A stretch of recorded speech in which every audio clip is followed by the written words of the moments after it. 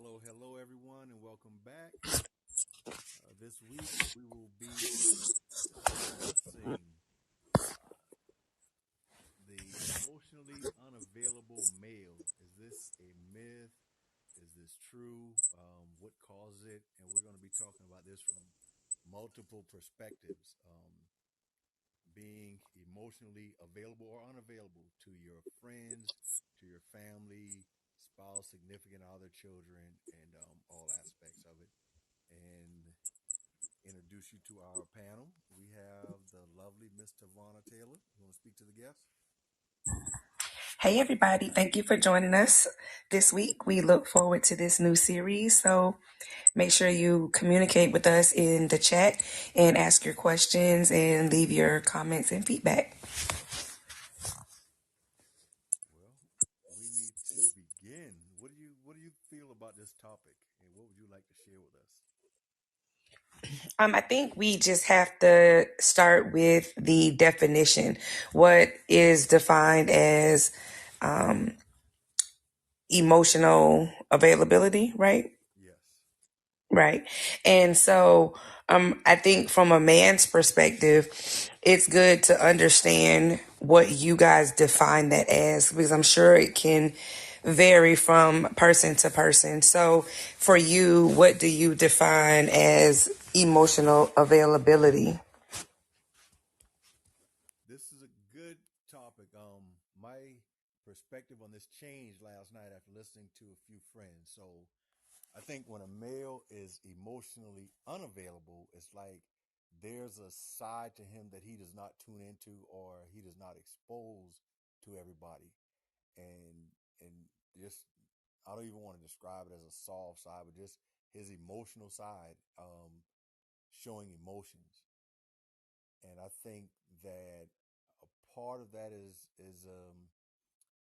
how some guys are raised, like being soft and emotional is who you attack, right? Even as a kid, when you think about sports, who do you go after, right? Where do you run the ball? Who do you try to score on? Their softest player, the person that appears to be most vulnerable. So we're raised as kids to not show emotions and to not show vulnerability. Not saying that emotions and vulnerability um, should be tied together, but in some instances they are. So we kind of suppress that. But I think when a person is emotionally available, I think that happens with men in various spaces. I don't drink, but I've been around a lot of my male friends that do, and when they've gotten drunk, they get emotional. They start to share things that they probably would not share. In other cases, when men deal with um, heartbreak or the loss of a loved one, and they start to reflect, they show some emotions or become emotionally vulnerable. And also in like just one-on-one quiet spaces, when something occurs, they will show that. But aside from that, most of the men that I'm around, they are emotionally unavailable, and those are examples and what my definition is. Okay. So what I did was, look up the actual kind of Webster's dictionary definition of it. And emotional availability refers to the ability of two people to share a healthy emotional connection and to be able to increase the quality of their relationship. And some of the reasons that emotional unavailability comes into play, these type of things stem from a deeper fear of intimacy and or rejection. And so I think a lot of this ties back into those things that we kind of touched on in the communication series, and like you said, about the vulnerability playing into it. So yes, if you are emotionally unavailable, that is coming from somewhere. It's probably tied to a fear. It's probably tied to a trauma, because I don't believe that it's just, oh, only men are emotionally unavailable. Women can be emotionally unavailable. Men and women have some of the same type of hormones. Like women have testosterone, women have estrogen, men have testosterone, men have estrogen. It's just that the male and female bodies produce more of one. The female body produces more estrogen versus testosterone, and a male body produces more testosterone versus estrogen. But when you have a trauma, especially at a young age, that can kind of snatch some of that emotional availability away, because sometimes to be able to deal with whatever that trauma was, you had to close yourself off. And so if you don't seek some help to get through some of that, then it's going to be very hard for you to be emotionally available. You taught a whole sermon. I like that. You started with the definition, and I agree that um, trauma, or some people don't like experiences to be classified as trauma, but just experiences kind of mold us, and I agree with that. In instances where you may have been emotional and could have been rejected, and I'm just trying to think back. I joke a lot about experiences from my childhood that were rather unique, to the point where it could be somewhat unbelievable. But in our area, it's like in elementary, you thought you had a girlfriend, right? And when you show emotions, even if it's just writing a little "I like you, do you like me" letter, um, and if you don't receive the response that you want, that can be traumatic. And um, this is funny. I was working with an educator today, and they were working with elementary students on what's the word, like um, reading passages and understanding literary text. And one of the messages that were given was, it's easy to dislike something that you cannot have. So once they've experienced that rejection, the reaction and response is, "Oh, I didn't want her anyway," or "I don't care anyway." The "I don't care" type thing. And I think we kind of become emotionally unavailable as a mechanism. So if we do get what we desired, it's like, okay, I'll accept it. If we didn't get it, we weren't emotionally available anyway. So it's like, I didn't care to begin with. I was just looking at it in a different light, if that makes sense. It does. And I think, again, we've touched on this a little bit back with the communication series, and all of these things that we discuss in the podcast will kind of go together, right? There, communication. Now we're talking about emotional availability. These things will kind of go hand in hand.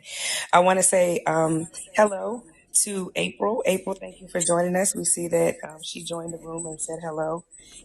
We also have Isaac. Isaac, hello. Thank you for joining us. Dark Math 69. How you doing? Thank you for joining us. You guys make sure you communicate with us through the chat. Tell us what you're thinking, giving us your feedback. So in my opinion, um, especially in our community, the Black community, young boys have their emotional availability stripped from them at a very young age, as early as 2, 3 years old, right? Because when you have a son, most of the time, Toughen up, dep- toughen up. but you that's right. You tell them toughen up. You tell them don't cry. You tell them be a man at 2, and that is stripping away that child's emotional availability. Because if they don't learn how to be able to handle their emotions, deal with their emotions, and know that it's okay to have them, now you have a 16-year-old that wants to date and cannot deal with rejection. And then you have a 40-year-old that wants to get married and cannot deal with making his wife and being available to her and her emotional needs. So for a man to have emotional availability is something that we probably have to start teaching young boys much, much earlier and stop stripping them of that at a very young age. Tank, do you want to chime in on this one?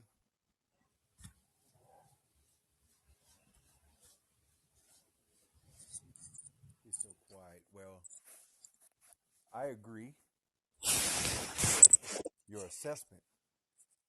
And I think that as being a father of sons and, having a lot of nephews, we are biased in the way that we treat our sons versus our daughters, you know, the men in the family versus the women in the family. But I think, and we're not wild animals.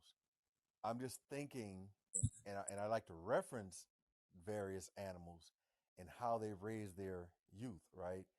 And when you think about a young lion cub, if he's to be the leader of a pride and rule one day and be able to survive, they're taught a certain way, right? And our lives aren't that direct or that static to where we only have to do certain things. But um, I think we as men prepare our boys to survive in a world with or without us. And we think about what characteristics and qualities are most vital for survival. And we can survive without being in a relationship. Um, we can survive with casual entanglements. So, some things that are taught, and then at times it's like, hey, you should do this. You should respect women. Never put your hands on women. Be a provider for women. Be a protector of women. But the emotional side, I think, is rarely taught through lessons. It could be taught indirectly. If a young man observed his father, um, being there, speaking to mom and talking and sitting down at the table, discussing your days, discussing emotions, discussing feelings, you know, if they witness it, I think those lessons are taught. I've just never really been around a guy that teaches their son how to be emotionally available. And it's something that I spoke to a lot of not even single mothers, just mothers of boys about, and they feel the need to supplement their child. Like, okay, dad is teaching them about sports and changing tires and how to fight and being a hard worker, but mom has to teach them how to be compassionate about being well groomed and the things that women like and that women look for. I'll pause. Well, I think it's interesting that you referenced lion cubs because if you understand how a lion pride works, the male lion is not responsible for the hunting and the survival skills that are taught to a lion cub. The lioness in a pride does the hunting, and she is also the nurturer of the cub. The male lion's job is to protect the lioness. So when you said men teach their sons how to, tell them don't hit a woman, don't do, that's great. You're teaching them how to protect her physical body, but are you teaching them how to protect her heart? Are you teaching them how to ensure you don't hurt her feelings? So while you're only teaching one aspect, again, it is stripping that emotional availability because you're only focusing on one aspect of what quote unquote being a man should be.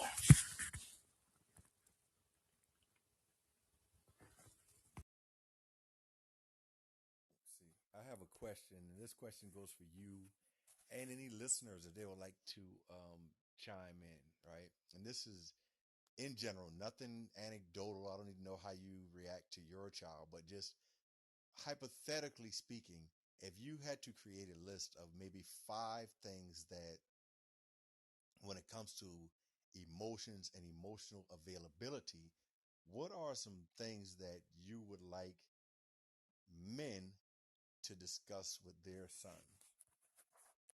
That's a really good question. I think it's very important for men to ask their sons, "How are you feeling?" Ask their sons, "How was your day?" Ask their sons, "How did that make you feel if something happens?" If you see your son crying, there's a reason your son is crying. So instead of stripping that emotional availability away and say, toughen up, be a man, figure out what's going on. So talking to them about their emotions and their feelings, giving them a safe space to be able to come to you as their dad and say, "Dad, this is bothering me. Dad, this hurt me. This rubbed me the wrong way." Um, because while you're teaching change the tire, don't hit a woman, those are also things that a good man has to possess. You have to be able to tap into that feminine energy because, again, males and females have both. It's just which one we use the most. Most men use more masculine energy than their feminine energy. Most females use their feminine energy versus their masculine energy, but we both possess both. So just having, I don't think, in my experience from people that I know, I don't see a lot of men having conversations with their son. Sometimes a man's first conversation with his son is the birds and the bees, where you actually really sat down and talked to your son. But are you asking him how he feels? And I don't think it's really more, I don't think you need really much more than that. Because once you start doing that, it opens up a dialogue and you will have a much deeper connection with your son.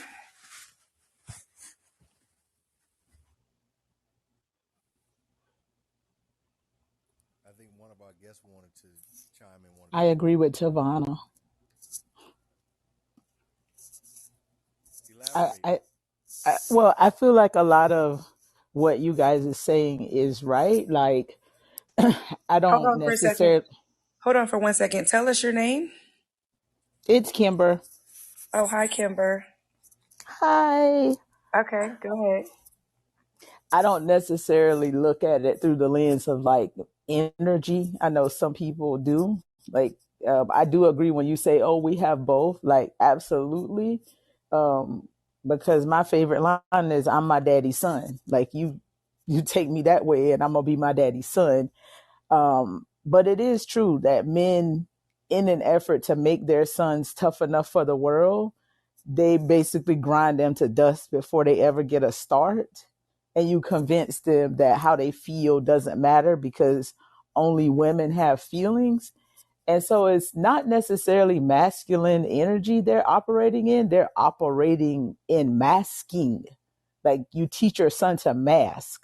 You're not even really teaching him to be a whole man because being a whole man means being in touch with how things make you feel and being able to say that without believing that that makes you weak. So a lot of people, a lot of guys are like, "Oh, I'm, teaching him to toughen up and be a man," but you're not. You're almost like you're beating him at what you believe the system will beat him at before he ever sees any of that. So you essentially convince them that nobody is a safe space but my mama. And then grown men be mad at boys that they feel like are mama's boys. But if if all the men are not safe because they gonna basically tell me to toughen up or they don't want to hear it, I can't cry, I can only pretend to be okay, then those men will either be boys, they always mama's boys, or they always up under a woman. some kind of way laid up under a woman. What Tavana said about conversations is absolutely it. But I will add this caveat. A lot of men will talk to their sons, but still can't talk about themselves. Because it's one thing to ask your son how he is or how his day was or how he feels. But if you can tell him how you feel, if you can't demonstrate the level of vulnerability that you are expecting him to show you, then your son will basically mirror the masking. Even when you ask him how he is, he will show you what he thinks is acceptable to you. So until you demonstrate a certain level of honesty and vulnerability, it's hard for you to get it back out of a child. Um, yeah, it's a I get what lot. you're saying. That's this is these are very interesting perspectives and things for me to consider. Um, and when it comes to communicating with my boys, I mean I learned a lot over time. I also learned a lot from um, being married. It was different. My older sons, I was not married, and my younger boys, I was. So, and their mom was a counselor, so she took a different perspective, um, and her method of communication was different. And there, and in my opinion, there were pros and cons to that, but I agree we were definitely different, and I had to learn about communicating. And I am still learning right now, even in my profession as an administrator. Um, just today, I ordered health books and health, wellness, fitness, and sexuality. And one of the topics dealt with conflict resolution. And I was like, wow, this is great. They're actually um, giving, and I shouldn't say teaching, because if you teach something that a lot of parents don't agree with, it becomes indoctrination. So within the health um, curriculum, there are a lot of parent letters. So when they talk about different things like bullying and cyberbullying, good touch, bad touch, dating, these are accompanied with parent letters. So parents have the opportunity to opt out if they choose to. But of course, I'm previewing the curriculum, and one topic dealt with conflict resolution. And I was just thinking, as a father to boys, how would I advise them to approach, diffuse, or resolve conflicts versus the textbook method? And the textbook had some really great strategies um, when it comes to resolving conflict. And there were one of the things referenced not pointing the blame at someone, not accusing them of anything, using I. So, like, hey, I will take the blame, or I'm taking responsibility, or we should do XYZ. And I think those are some really good strategies and tips that I could utilize, when I'm talking to my kids about um, resolving a conflict. And I've been guilty of taking a violent approach to certain things, because I was the type that told my sons, hey, don't start, a conflict with anyone. But if someone puts their hands on you, this is how you resolve it. And it may not have been the best approach, but I was thinking about keeping my son safe. And being trained in martial arts, we're taught to cause as much pain as possible, as fast as possible, and you want to eliminate your threat. So that has always been my advice to my sons. Like, do what you have to do, and hard and fast until an adult breaks it up. But but now you all are giving me some things to consider, and the timing of it. I mentioned the health curriculum because the timing of it's I think it's a good thing, because now I actually have resources to go along with what you all are suggesting. Yeah, I like Kimber's approach, and I think she is spot on with some of the things that she said. I want to take a minute to pause to say hello to Hammer. Hammer joined the room. Thank you for joining us. We have our other co-host who has joined us, Shar B. Hey, Shar. I think that what happens is you have to look at what happens later. I don't think that that happens when your kids are younger. You're not taking into consideration what happens later. Suicides happen way more often in males than females. And I think that correlation has a lot to do with the emotional unavailability because as a man, if you are not taught to share and express your emotions, that stuff stays bottled in. If you're told that it's weak to do that, if you are really going through something, you are not going to ask for help. And so when you don't feel like you have any other way or any other where to turn, what are you going to do? Hence, high suicide rates in males.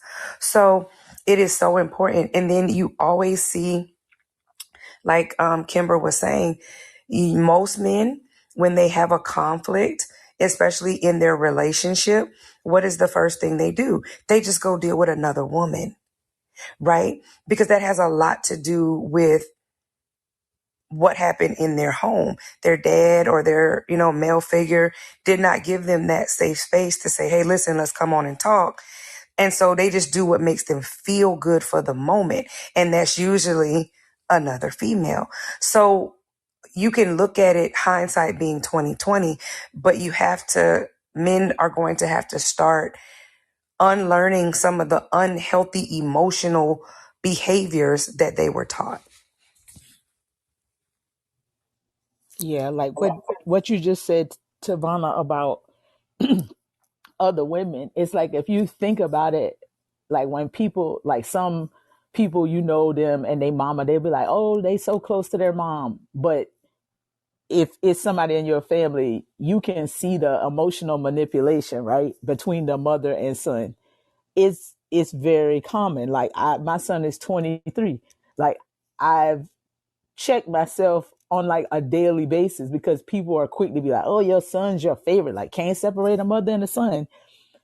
And a lot of moms, because they know the dad is not necessarily emotionally available, you find yourself shielding your son in a way that doesn't hurt his feelings because you know the dad is going to do that all the time. So like that level of, just like Coach Sean said about the lion pride, and then you pointed out that you're supposed to be protecting the lioness.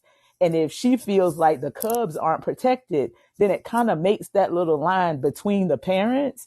And a lot of women and men don't understand what the beef is. They look at it like, oh, you just taking up for your son, when it's really knowing that, okay, I'm always emotionally available for my daughter. Most moms are like, them and their daughters be two peas in a pod. But a lot of men and their sons, it's a sports relationship. It's, I take them to their games relationships. It's a, I take them to the barbershop, kind of thing. But that two peas in a pod, can we talk about anything? Do we watch TV? Can you come home crying? If you have a bad day, can you put that on your daddy back and it be cool? A lot of sons don't necessarily get that. I'm like, my son does, but huge caveat, he got a stepdaddy. So it's like there's been lots of, like hindsight is 2020, just like Tavana said, like you see it after the fact. And so the relationships are different because his dad is one way, and because his dad is that way, your stepdaddy can see, okay, well, your dad ain't really here, he not emotionally available.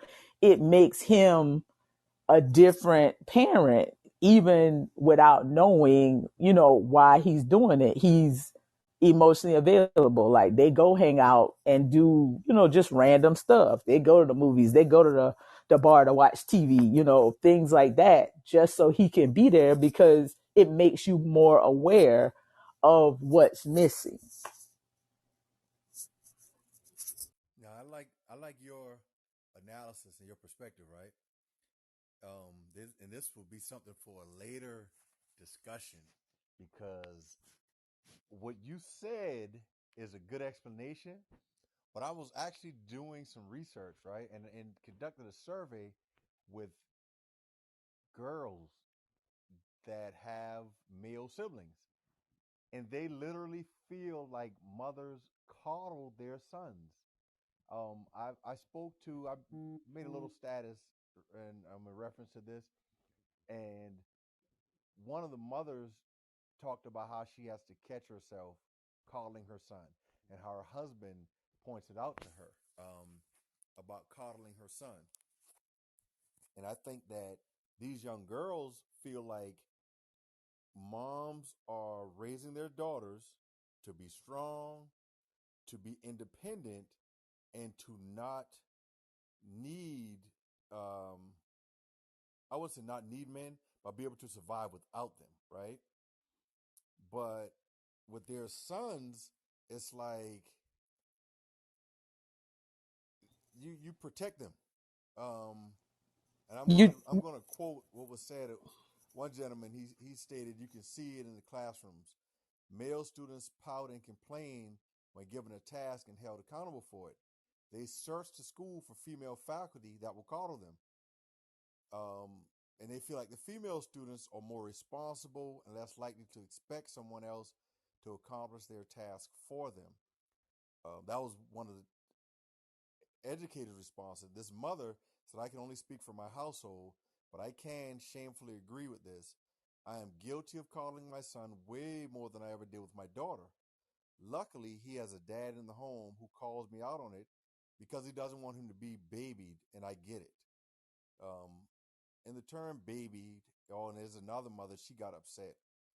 She was like, "If you don't mind," she made some comments about what her son can do, and her son knowing how to cook, clean, grocery shop, and wash clothes, all while she's giving some accolades and accomplishments.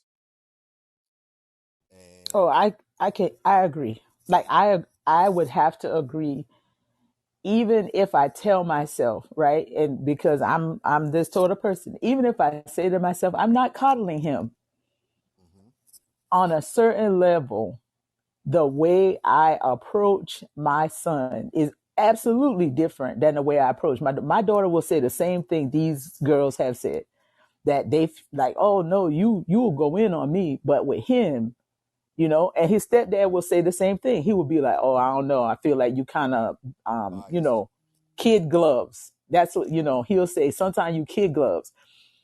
And it's true and not true, because the difference is the societal norm for boys is basically what you're combating. So no matter how much I talk to my son, hug him, sit him down, ask him questions, I still recognize the fact that he still masks his feelings.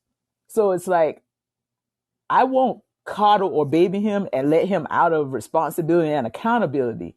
But sometimes what I do to get to the feelings is indeed kid gloves. I have to go around the bend because he'll say he's fine 1,001 times because that's most men. You got a problem? No, I'm good. My younger brother saying, I call him right now, I could know the problem. He's still going to say, no, I'm good. Like that's just my daddy's same response. You good? Yeah, I'm good. When there's an issue, they upset. So it's like a lot of times, yeah, some moms you go around the bend to get to the feelings. And I had to understand that I don't need to make him feel like other people are against him. You know what I'm saying? That's the difference. I feel like some moms, they feel like, oh no, it ain't my son's fault, or my son didn't do that, or my son wouldn't do that. Your son's a human being just like anybody else. He can be wrong. And if he's wrong, you need to treat him the same way you would treat any other wrong person. Right, right. But And I teach my son, go ahead, I'm and listening. I had to do this by bending my knee to him, because I think that's the other thing too, right? We raise our kids, and a lot of times we're never wrong. So even when you saying like y'all got books about conflict resolution, the Mm-hmm. first place for them to learn to see a resolved conflict with a bully is essentially the fact that we as the parents are the bully. We're the person with all the power. And if we can't ever say, I was wrong, I'm sorry, my bad, like I woke you up, screaming and yelling because we was going to be late. I was wrong as hell for that. I ruined your day. Like if we can't make them concessions to them, then they don't ever really get the opportunity to evolve into knowing what their feelings even feel like. Right. Or being able to stand up to a bully. Yeah. And I've Yeah. had that too. I'll let my kids read me down and I'll suck it up. Right? When you're I wrong, will. I'm a believer that right is right and wrong is Yep. wrong. And again, I get a lot of pushback from teachers because I have a completely different lens now. I'm much older. I'm deeper in my career. So when I look at the relationship, right, and I'm different as an educator.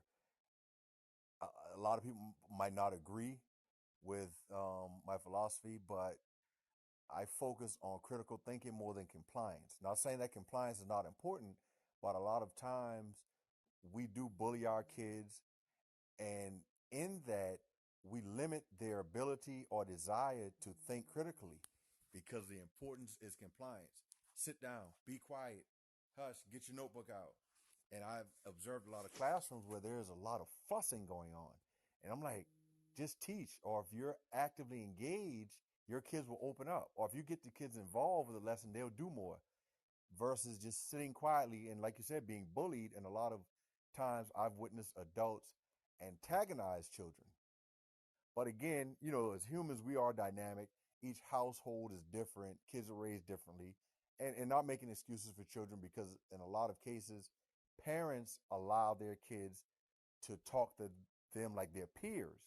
So I've also witnessed elementary students that converse with adults like other adults because that's what they do at home and is what their parents allow them to do. And in a lot of cases, parents say they do that with their kids because they want to invite that open communication. Um, because they fear someone could be doing something to their child inappropriately, touching, or just mistreating them, verbally abusing, and they want their children to be able to speak to them openly. And in order to do that, they have that best friend relationship. But Tavana, you have something to share? So yeah, I wanted just to make sure that we're staying in the vein of the emotional um, availability and unavailability. So we kind of have gotten a definition of it, kind of an overview of it. So I wanted to ask the panelists what they think some of the root causes in male emotional availability are. If you had to give three things that you say this contributes to male emotional availability, what would those three things be? And Coach Sean, we'll start with you. That's a loaded question. So three things, and of course, I'm going to begin with something anecdotal, and then I'll talk about what I've observed and what could have contributed to others. I just don't like to speak for others. But first, No, I don't. We don't want you to speak for others. Just blanket blanket. Well, I think, these and like three I said, things. with anecdotal, I think is how we were raised. Like Kimber alluded to earlier, and I talked about it in a different episode. I had my mom was an only girl, and all of her brothers were like second fathers to me, and they were all former military, you know, intense labor jobs. Um, Three of them worked at a shipyard. One worked for like USDA. The three that worked at the shipyard all joined the Navy. They were all what they considered, a manly man, right? So we were told, my cousin and I, stop all that crying before I give you something to cry about, right? Stop being a tattletale. Just different rules that we were given. and then you had to deal with the subtle things that you would encounter with just different men in the neighborhood. I grew up in a rural area, and in rural areas, you know, you hang out at an early age because you're typically stair stepped. Like you have cousins from 3 years below to 12 years above, but you all hang out together. You play sports together, you hang out together. So a lot of that behavior is inherited and observed. And you see what the other guys do around you. You hear the things that they talk about, and you're basically molded by that. So there is no space when you're out hanging out with guys from sun up to sundown, playing football, wrestling, foot racing, climbing trees, riding bicycles. There was never an opportunity that warranted someone being emotionally available. And I can kind of remember as a kid being upset about things, but you were told, what's wrong? Man, you don't cry over something like that. Or you just had to learn to deal with it. And just like pledging, because I just thought about it, everyone on the panel is in a fraternity or sorority. And the thing about pledging, we don't know what a process is like until we experience it, right?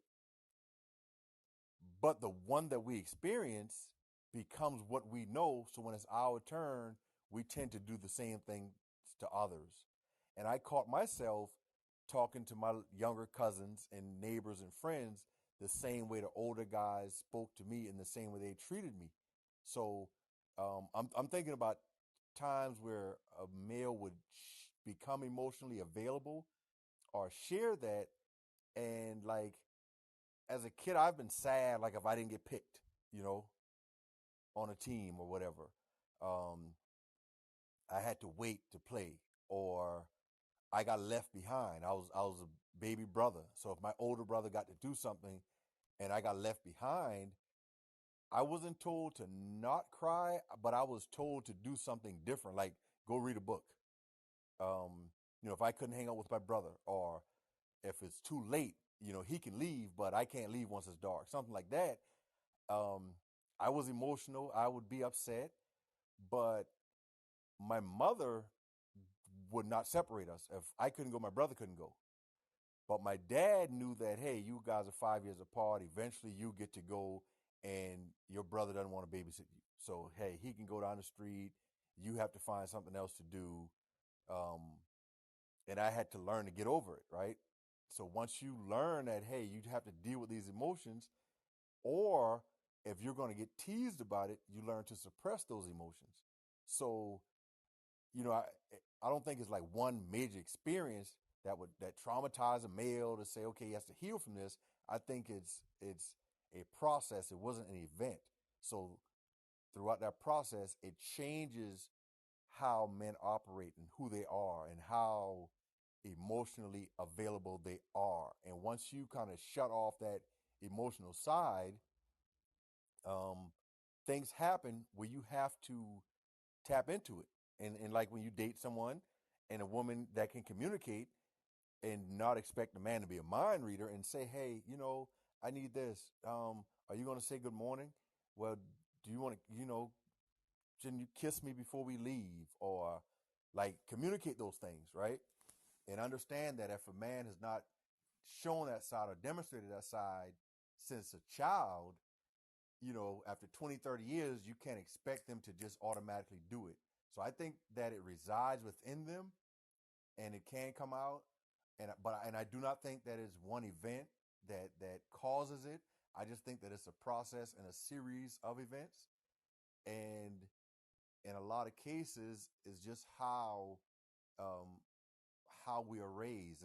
And speaking to men, I think the experiences bring that um, side out of them. Like when they have daughters, um, their profession can change them and bring that side out.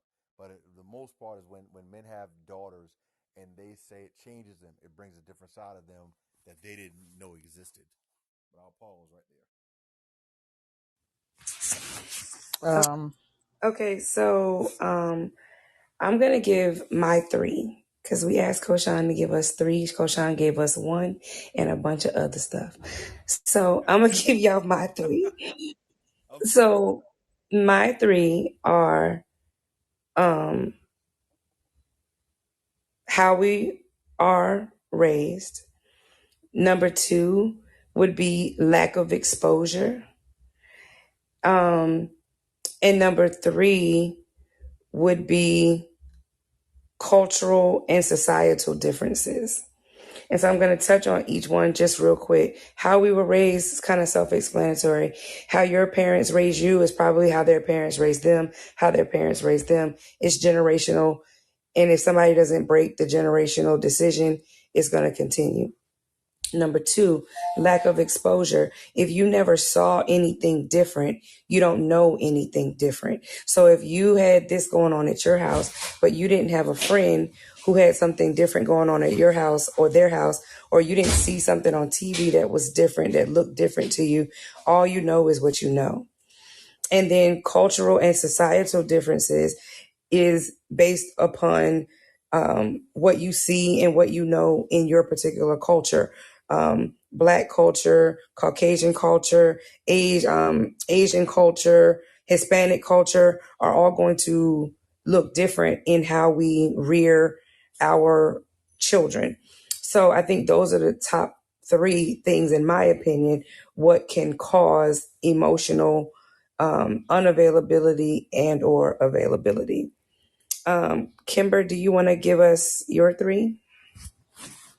Sure. I definitely agree on how we were raised, from the perspective that people have habits, and like what you see of someone is typically what you will get from that person. But I will also add that I think for women, even if their mom wasn't emotionally available, they, based on what they desire, can express their emotions. I've come to realize that even if a man can tell you everything his father did, if you was to specifically ask him if he think his dad was a bad person, or to qualify his father's actions, even if he know his daddy was emotionally unavailable and a cheater and all this, most men won't. And so I've come to realize that they see themselves in their fathers, and so they have a hard time being different from their dad, because they see their father as, my daddy was a good man, my mom and daddy was together. As soon as these conversations kick up on social media, it turns into that. My grandmama been with my granddaddy for 70 years, and if that was good enough for her, it's like they reject the notion of evolution, because that means all the other men in their family tree weren't good enough. Instead of viewing emotional evolution through the same lens that they view generational wealth. You want more money because you want more money, but they don't tend to see having a deeper relationship with their partner through that same lens of it being better than what you think you saw or what you believe you knew of the relationships of the past. So it's like, I'll agree with the how you grew up. And also, I guess that's part of the, cultural differences, kinda, but it's like, I'll piggyback on that one too, because I think some of what makes Black men emotionally available, not some, maybe 90%, is whiteness. It's patriarchy. It's the fact that what we think women and men are supposed to do is technically what we think makes white families successful. Like, yeah, we had the Cosby Show, A Different World, all that kind of stuff. But it's like, if you break it all down, even the way people seek submission from women is pretty much like a white femininity concept. That's not how Black women are. And so that what did work culturally was more like the men going to work and the women, working, or the families were closer together. And yes, the women would complain, but they'd still kind of go about their day. And if the dad didn't react to it, it was fine. And that's not the way things are now. Like women are, I hate to say naggy, but more in tune with what they need emotionally from a man. And so they're requesting it, and men are reluctant to give up what they think is the cultural norm, because they don't realize that is actually a trauma response. Black men kind of didn't really show no feelings anywhere because you didn't want to alarm anybody one way or the other. You didn't want to cry because it made you look weak to white people. You didn't want to get angry because it made you look dangerous to them. So everything was kind of on the inside, unless you was mad at your wife about chicken or something like that. So yeah, I'll add white patriarchy to the habits and cultural differences. I got a I want to make a comment. I want to chime in on something, and also I want to welcome another one of our hosts, my boy Dale Ruff. Um, I'm sure he'll be able to chime in shortly to get caught up on this. But I want to something you spoke about, and I wanted to address it, and it's a um, kind of like a reverse egocentric disorder, right? Where you hear like, and I'm just talking about how oftentimes kids, when they have grandchildren, right? Everything good came from my side, everything bad came from the other side, type thing. But the reverse of that is what you talked about when you said men can't see anything wrong with their father. And I think it ties into the expectations of dad, right? And if you don't see as a child the need for that emotional outlet, then you don't view it as a deficiency in dad. And I remember having these conversations with my mom. My parents were divorced, and she was really upset one day. And one thing I just said to her was, Daddy never cheated on me. She couldn't understand all the things that he had done to her.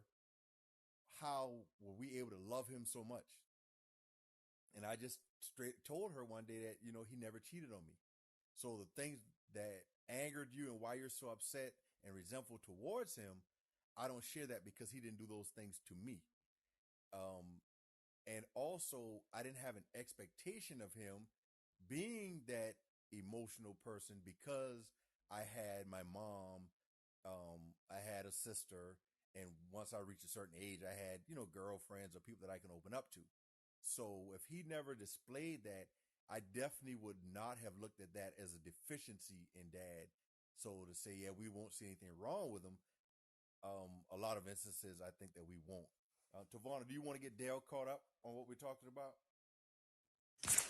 Hi, Dale. Thank you for joining us. So, this series is about the myth of male emotional availability. And we started tonight with the question what is male emotional unavailability? And so we went and gave some definitions, and Koshan and Kimber gave some examples. And then one of the follow-up questions that we just were talking about is, what do you think are the top three reasons why males become emotionally unavailable? So if you want to chime in on that and give us your three reasons, in your opinion, as to what causes that emotional unavailability in men.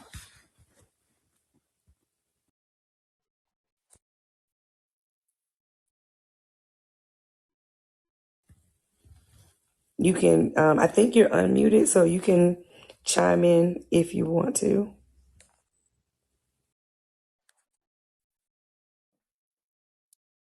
It looks like he's having some technical difficulties. Um, Yeah, I want to jump back to, if he can't talk, yeah, to what Coach Sean was just saying about the father. I'm like, it makes perfect sense. Like, most people's dads are so much softer to their grandchildren than they were to their kids. Like, I think my daughter done been on FaceTime with my daddy for about an hour and probably 2 hours now. But growing up, he was like tough, like, and it seemed like tough unnecessarily.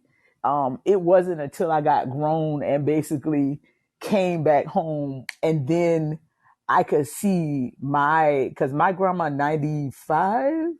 So then I could see like my grandmother isn't necessarily emotionally available either. And my father's the oldest. So he is basically like my granddad just passed like a few years ago. He was in his 90s, but everything still basically fell on my dad. So his siblings come to him, their kids come to him, taking care of his mama, it's on him. If his dad needed something, it's on him. So he presses down, He couldn't be soft. and exactly, because not necessarily because I don't think he cared to show, but it was who cared to see it is also a huge part of why men are emotionally unavailable. Because I think, yes, women are looking for it in relationships, but we also have to be aware that a lot of moms aren't emotionally available to their children. So it's like if the person who is supposed to love and care about me the most doesn't care to know my feelings, then it's almost like, why would anybody else ever care? So you go through life pretty much putting them in a box because you don't even realize somebody, you know, would expect you to be able to give them that. Um, and I think a lot of men feel like, I'm not going to put that on you. I don't, I know people say it in a different term, but like they don't want to burden somebody else with their problems, I think is the term a lot of guys use. Like, nah, it's all good. You know what I'm saying? I ain't going to put that on you like that kind of thing. But yeah, some of it isn't that they don't care to share. It's just that when you never have a place to put your stuff, you kind of go through life believing that there is no place to put your stuff. And when somebody does try to pull it out of you, most men will kind of catch an attitude, like, because they feel like you trying to make them cry because them feelings is right there on the surface.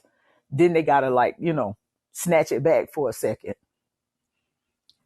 Well, Kimber, I think that is an interesting point because that kind of goes back to the reasons why. So if you have an adult that is behaving like that and exhibiting those emotions and doesn't feel like there's a safe space, it is because that safe space was never created. If as a child, that safe space was created by their parents, by the mother and the father, they're going to constantly seek that safe space. There are a lot of men who don't even know what a safe space looks like because they've never had one. Didn't come from their mom, didn't come from their dad. So they don't even know what it looks like at all. So when it's foreign to them to have somebody ask them how they're doing, it's foreign to them to have somebody care about their feelings.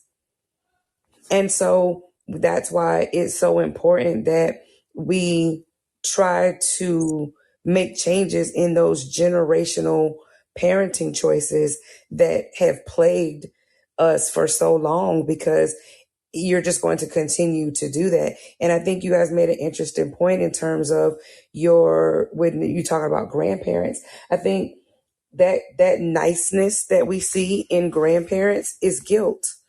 What we see, it's them realizing finally, I should have done this different with my child. So they have an opportunity to right the wrongs of their parenting in their grandparenting.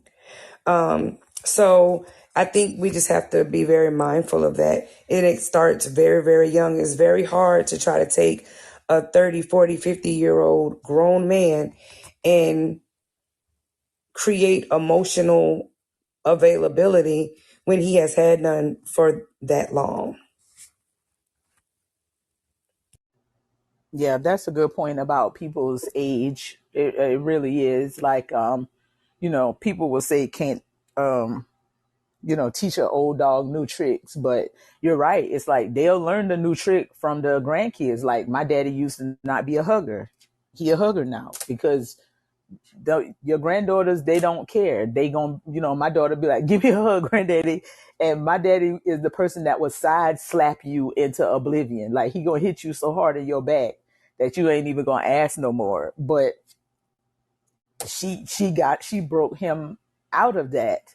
Um, but it's like, it's just, I will say the other thing with like when Coach Sean said that he told his mom, because he did that to you, not me. I often tell my mama, because it's two people, right? Like you got a husband and I got a daddy. Like my parents been together 52 years, I think. I'm like, you have a husband and I have a father. And on occasion, I will have conversations with my father about how he is or is not as your husband. But you're right. Like the burden of how you feel about that person as a spouse is different than how your children feel. And as a mom, that's something that I had to check myself on with my kids and my ex. I had to let them feel how they wanted to feel, aside from the notion that they were supposed to share my feelings. Because essentially what you're asking them to do is participate in your trauma. Like, I don't think a lot of moms realize that part, when you feel like, oh, you should be mad too. That's requiring your children to participate in your trauma. And that's not something that I want. Um, but I also think that for men, on the flip side, who have children, like nowadays you hear guys say, like, well, I can be a good daddy without being there for the mama. And I think it's loaded, because you can parent without being emotionally available. You really can't be in a relationship without being emotionally available. And I only said that because I think that's what's happening to a lot of people's relationships. They feel like, well, I don't have to be there, but it's just an excuse for being emotionally available. It's like, it's typically what happens when a man don't want to be emotionally available. They like, oh, I can be there for my kids. I ain't got to be there for her. I ain't got to care about her.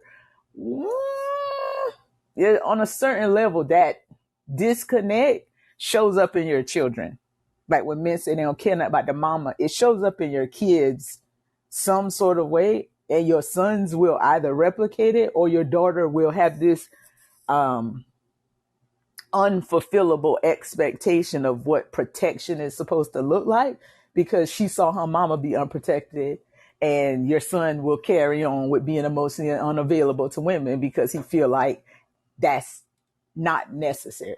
Hey, good evening, everybody. Can y'all hear me? Yes. Hey, how you doing? This is Dark Math. I'm Doc, and I've been sitting here listening a few minutes now. I'm a little confused about a few points. Um, Everybody seems to be coming from the same place, same space, same wheelhouse. And Coach Sean, I noticed you under your caption, under your photo, it reads "Men are from Mars." So allow me to be the devil's advocate, right? If men are from Mars, why am I being denigrated for being a Martian? I don't think that there's a problem with the idea of being emotionally available to the right person. You see, there have been analogies thrown around using animals. So let's use one. Let's use a Rottweiler. Very aggressive. They don't start out that way. They're puppies. We were all puppies. And when we needed to cry, we fell, we scraped our knee. Mom picked us up, put a little medicine on it, maybe kissed our little boo-boo, sent us on our way. Dad was telling us to get tough. Dad told us to get tough to prepare for the world, because the world doesn't care when we fell down and bruised our knee. That's just the reality. I don't see where we're so much emotionally disconnected. I think the real issue is communication. If one knows how to communicate with that Rottweiler, full grown, he will still turn into a puppy. I think the problem, like the last young lady just referenced, the differences between today and yesterday was these men are involved and have children with women by which they have no emotional commitment. They have no emotional ties. That's why they can easily say and be dismissive about whether or not they care about the woman, because we used to have to go through a period of courting. There was a time where if a guy wanted to date, they would have to come to the house, meet the family, make their intentions known, so on and so forth.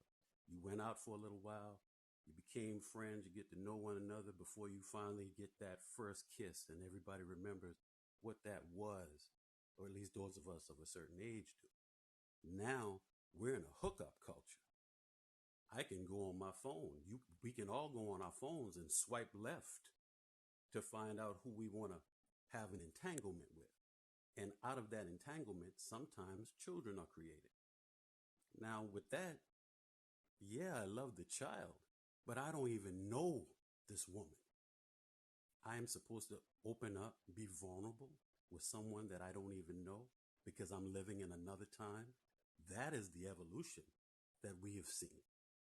The dismissal or the breaking apart of the black family, or the nuclear family, where you still have the mom and dad in the household. That's almost unheard of.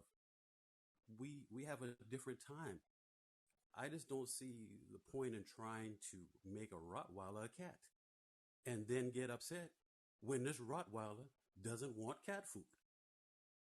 If we can find relationships again, nurture those relationships, have the women be just as accountable as the men for being able to communicate one's feelings. When I'm angry, you'll know it. Trust me. When I'm sad, you'll know that. When I'm depressed, you know it.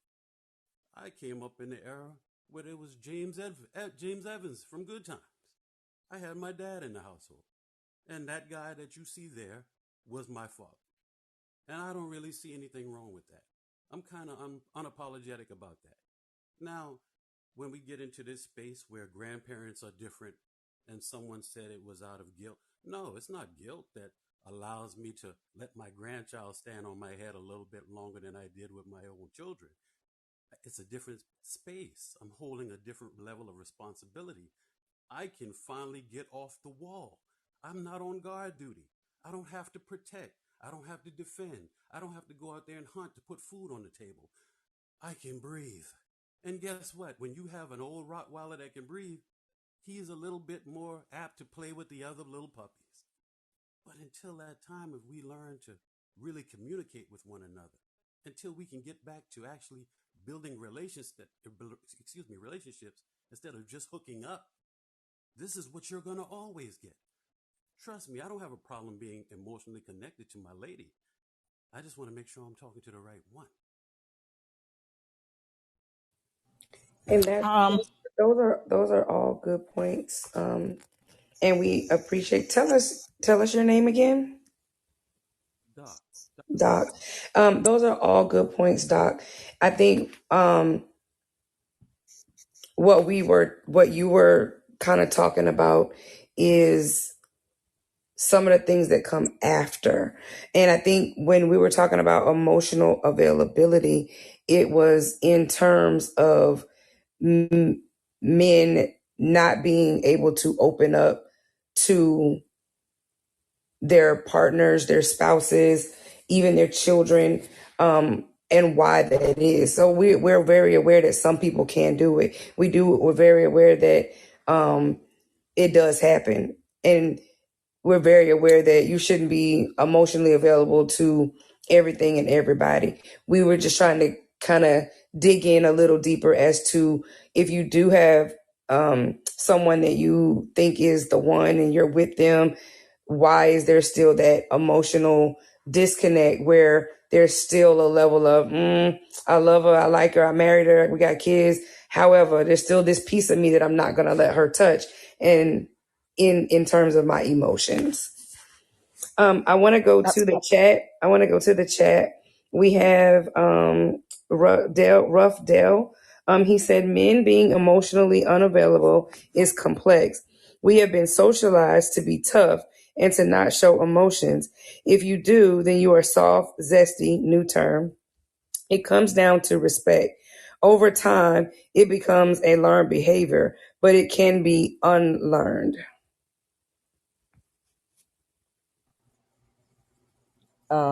I just wanted to say something to what the last person speaking was talking about, if that's cool with you guys. Mr. Doc, yes. Um, like I I agree with some of his points, but I think what Tivana was kind of getting at is that most of what you said was in reference to a man finding a woman that he sees worthy of being soft with. And in my perspective, that's the problem. Like, even when people like Steve Harvey say, well, for the right woman, to me, that's an issue because just like Tavana said, if you in your 30s and 40s for the right woman, you telling me you're going to be able to ride a tricycle you ain't never been on? You need to be emotionally available in the right circumstances as a whole individual for yourself, not for legs. Because I feel like a lot of men will shape shift for what they be like. Oh, that's this my girl right here. Let me go ahead and morph into into King Gentleman. And technically, that's a show. Technically, you're trying to do all the right things to keep this woman, but is that really you? Like, how would you even know if you've never been emotionally available to your mom, to your dad, to your brother, to your friends?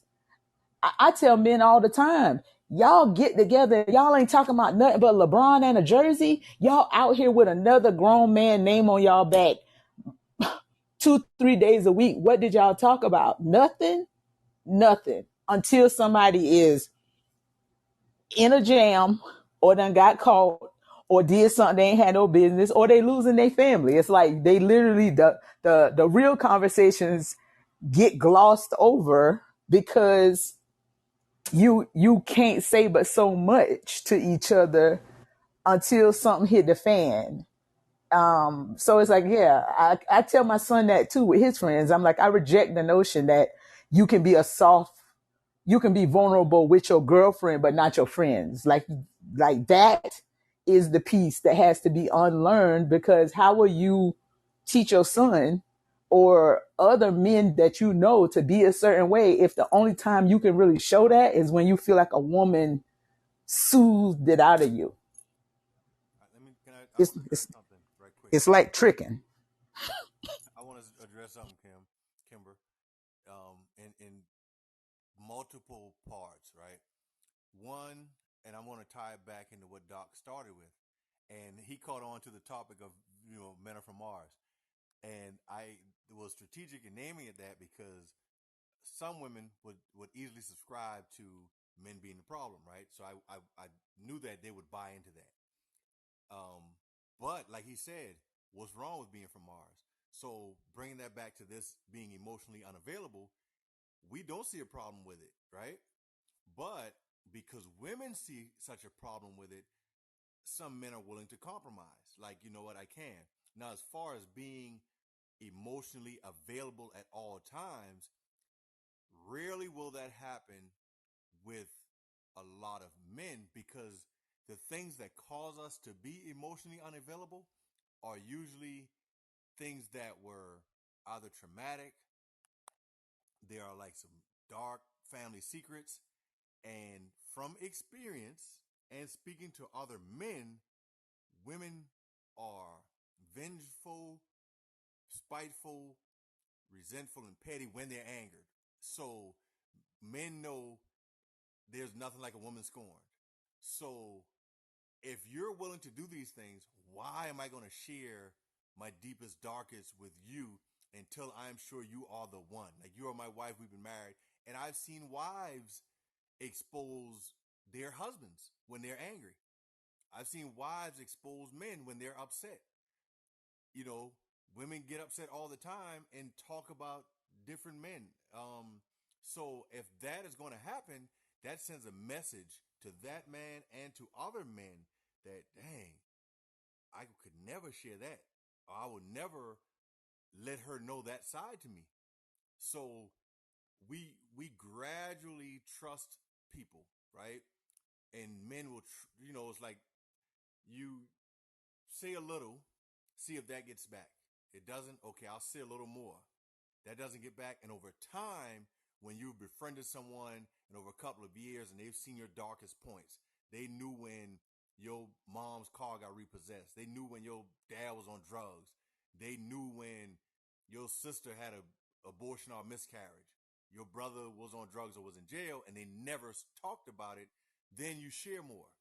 But to think that a man is just going to go in and be emotionally available to every woman that he meets is not happening. And like Doc also alluded to, a lot of times women too, but men are just looking for sex. So if I'm only looking for sex, okay, a child resulted in it. I can love this child. Doesn't mean I have to love you. Doesn't mean I have to be emotional with you, and definitely not vulnerable with you. If that makes sense. It does. I just know it's problematic. Like something can make sense, people can do it, but it's still problematic. And I don't think that a man needs to be, cause see, I feel like the idea of being emotionally available, I think that men see this, even the way you're describing it, as if you just some open book. Like, when that's not what emotional availability is. I think being emotionally available is simply the ability to demonstrate some sense of feelings other than blank face, anger, and aggression. It's like typically men chamber anger, aggression, or everything's just fine. And I say that because people are quick to be like, oh, well, women are more emotional, men aren't. But we know that when men's emotions are on display, then like the jail and the grave don't lie, because it's going to be anger and aggression, because the rest of them the rest of those feelings aren't as easily accessible. So I don't think men need to be um, open books to everybody. I don't think any human being needs to be an open book to everybody. I just don't. But I feel like you can be aware and in touch with your feelings and still protect yourself, because what you describe and what most men describe as a woman throwing something in their face, right?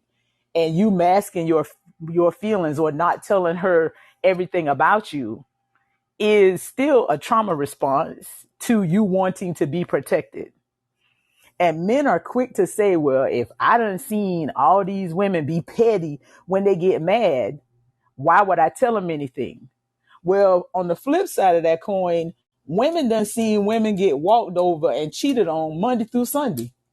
Granny and everybody else. Why would they want to be in relationship with men? It's like that little piece of it, like to be devil's advocate to what you just said. If that's the case, if being unprotected is a reason to not be available, women should disappear.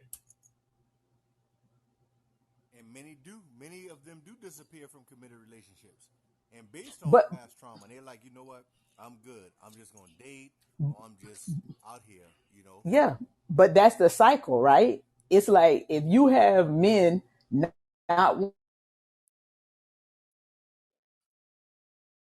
wanting suffering from this lack of being completely protected in a relationship, because men will step away when they feel overwhelmed. they'll find themselves a place that's a little easier. Somebody that don't ask as many questions. Somebody that's not looking for that much emotionally availability. Just like you said, they'll find somebody that's okay laying down a few days a week and that's it. I apologize. We are out of time. We want to thank everybody that came in. Our podcast time, although we weren't recording from the beginning, our time is limited to 2 hours.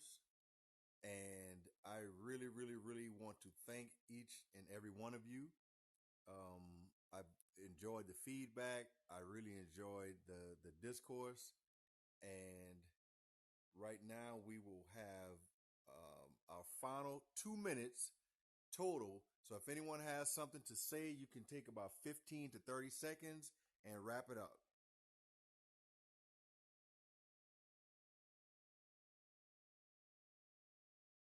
See, I was shutting up. But I mean, good topic. Good topic. Miss Shar, our silent host, Tavana, Doc, any final words? I just want to thank everybody for coming in tonight and kicking off this next series with us for the month of March. So make sure that you share the podcast. Join us again next Friday. We'll have new guests. Another new subtopic under this umbrella of the myth of male emotional unavailability. So thank you guys for tonight. It was great. Miss Shar, any closing words? Yes, not. Um, she did mention that she would be out, and want to thank everybody for coming out.